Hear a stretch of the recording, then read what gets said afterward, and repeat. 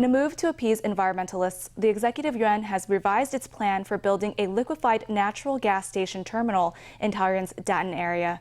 The new plan is to move the terminal 455 meters farther away from the coast.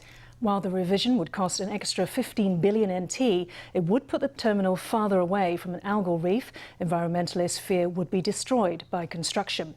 However, the proposal got the cold shoulder from activists who called on the government to offer more than one option.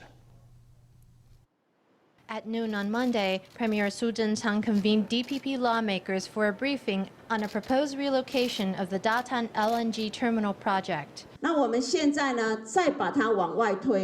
we are looking at now is pushing it farther out, pushing it from the coast by another 455 meters. The plan is to move the terminal 455 meters away from a port that's adjacent to an algal reef. This means the terminal would end up being 1.2 kilometers away from the coastline. The government says it will not dredge the area or harm the reef. It also won't fill in an area of 21 hectares that was originally designated for land reclamation. These changes to the project would push back its completion by 2.5 years, meaning the terminal would only start supplying gas in June 2025. The changes would also increase costs by 15 billion NT. The economics minister says the government also assessed environmentalist suggestions to move the project to ports in New Taipei Bali or Linkou districts. She says such relocations would delay the completion by at least 11 years. It would take another 11 years, and during that window of 11 years, there would be a lot of problems with our energy supply and the energy transition. So I hope that in the upcoming referendum, our efforts can persuade people to vote no on the algal reef question. During the KMT administration, the plan for the port spanned 248 hectares.